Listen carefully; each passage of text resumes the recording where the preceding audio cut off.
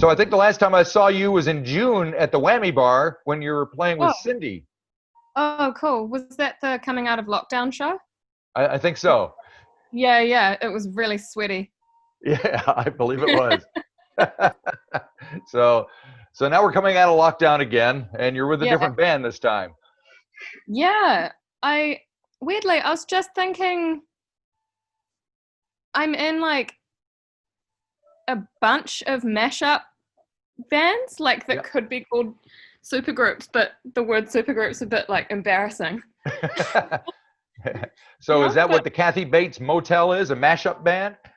yeah, when you look at the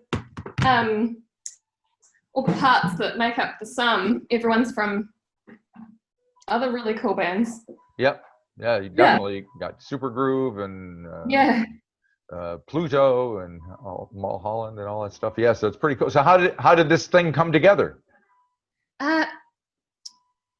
Great question. So it's Joe's baby, really. Right. The rest of us are kind of like along for the glorious ride. I think Joe's been writing these songs for like a really significant amount of time, like stretching back to Supergroove Right. sort of days, but I guess it's a little bit more grown up for him. And like, to tell you the truth, I thought I was singing demos for him and then showed up at the lab just like laying down other bits and bobs, and was surprised that he'd been using my vocals from his kitchen. A new studio. So very organic, to answer your question, is just Joe's mates gathering together like a organic little ball of weeds, really. Yep. So Joe is Joe Loney from Supergroove. You got Joel Mulholland. You got Milan Borish, and yourself, of course. So it does seem to be kind of an odd mixture. It's so random. It cracks me up. Yeah. And it's pretty funny showing up to, right? No gigs yet, but super keen to. Yeah, I'll bet. And what do you think that's going to sound like? Pretty true to what's going on. Joe's pretty like precise in capturing, I guess, like the truth of what something sounds like. Like he's not a real deviator with heaps of bells and whistles and, you know, right. Quite crucial production. So far your output is 2 singles, is that right? Yeah, he's we're sitting on an album though that I'm pretty sure is ready to go. I guess everything, you know, understandably got a little bit paused due to the yeah, I can understand that. Nobody knows what's going on. You know, it seems like a cool time to feed out a song or two, you know? Right. So now let's talk about the new one, Cool Your Heels, since that's the one we can watch and listen to. And the dog is sneezing in the background, is he? Yeah. Cool. So are most of the songs written by Joe, or do you guys all kind of pop in and add little bits? No, they're all existing songs written by Joe. That's his thing. We just kind of add texture and flavor, really. Right. Well, a little more than that. Like your vocals are fairly prominent. Yeah, it's a real gift. Like Joe's songwriting is so ridiculously strong, and you know, it's like relieving and settling to just be handed like a little package that all I have to do is kind of warble over the top, you know? Right. Yep. It's oh, hello. Yeah, that's my dog. Because I guess kind of got me thinking, coming from like more of a punk band background. So are you the resident punk rocker in the band? That would be fair to say. Yeah. Yep. I'm like the baby. Yeah. Sometimes it feels like in a nice way, like I'm playing with like my uncles or something, because they're like I'm sure they'd be thrilled to hear that. like I listened to those bands when I was in school, you know? Right. So it's cool. I was kind of like, are you sure you want me to, you sure? You know, like all these big wigs, are you sure? But I'm just glad to be there. Cool, cool. So tell me about the making of the video for Cool Your Heels. It was shot at the Hollywood Cinema, right? Yeah, Joe's like probably like I don't know if you could say the biggest music video director in New Zealand. He's been making more like long form stuff recently, but that's another like huge thing of his is, you know, all the Good Shirt. I don't know if you know the Good Shirt videos and Oh yeah. yeah. Lamb Thin, all those like bangers from the early 2000s that were, you know, again, I used to go home and like watch them after school.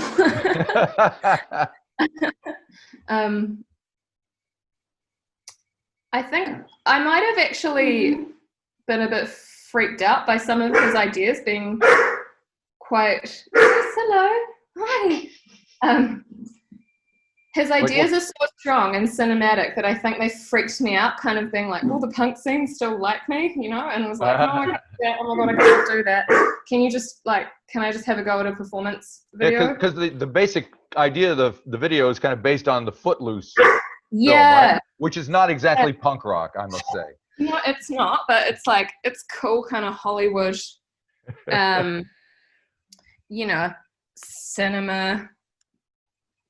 Joe's a movie nerd, which is will come across in his videos for this band. I'm trying to find somewhere the dog won't bark at me. I hear you.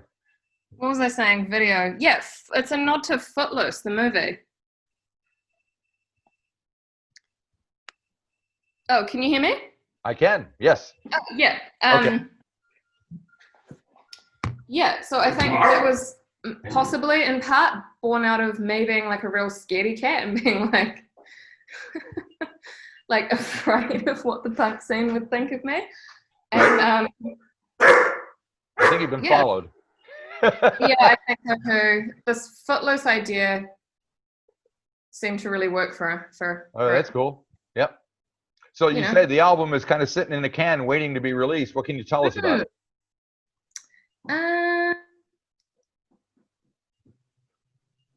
It's like just a beautiful kind of indie pop album that's like shiny and satisfying to listen to. Yep. Kind of hilarious. Uh-huh. It's what I find really surprising about Joe's lyrics is it can sound kind of earnest on first listen, and then you go, ooh, there was an F-bomb or like a lyric about a horse's ass or something. Right. And there's also a cover on the album, right? Johnny and Mary, the old Robert Palmer tune. Yeah, Joe and I bonded over kind of loving kind of like kitsch pop songs. That's like, kitschy. Yep. Oh yeah. At least you didn't cover Footloose, so that was a good thing. Yeah, but now you're just giving me ideas. No, don't blame it on me. So what are the live show? When are you going to play out? Well, I'm about to have a baby, so I'll just... Oh, that'll keep you busy. Yeah, I'll just like do that first and then... and then we'll see. It's funny. That's a good way to prioritize. Yeah, people keep being like, oh, so you won't be playing in loud bands anymore. I'm like, why not? I'm sure there's like earmuffs for a baby. Oh yeah. I mean, I can assure you that when I had my kids, and I didn't have them personally, but my wife did, that we took the kids to gigs all the time when they were itty bitty. Okay. They loved it. It's quite relieving having some Kathy Bates Motel on my radar at the moment because it sounds so kind of poppy and like appropriate to be playing to an unborn child. Yes, I think you're probably friendlier than Cindy. Yeah. So I've been trying to do a little bit of like polishing up my chops and making sure I'm singing at home to the Sprog. Make sure it's musical. I really so with the two different bands being so different, like, yeah. as a musician, what does that do to your head? Like, do you have to put yourself in a different place to play in the two different things? Immensely so. Yeah, immensely so. Actually, another couple of members of each band are, repeat players in other bands. That's just how it is in Auckland. That's true. It kind of feels weird to be talking about music and not acknowledge Ruben Winter, Totem's recent passing. Right. So I think just like his gender fluidity, genre, please edit that last sentence. You just did. Genre fluidity had quite a big influence on me, and actually Joe Loney is the same in terms of, like, you look at Supergroove versus Kathy Bates Motel, super similar to, like, Totems versus Cindy. It's like, that's kind of given me a bit of confidence to be like, well, doesn't matter what the genre is, like, my friends want to play music with me. Right. Let's just jump into it. Now my cat's scratching at the door. It's insane. The animals have taken over. They just want to hang out. Yeah, apparently so. I'm here all the time. How much more can they hang out?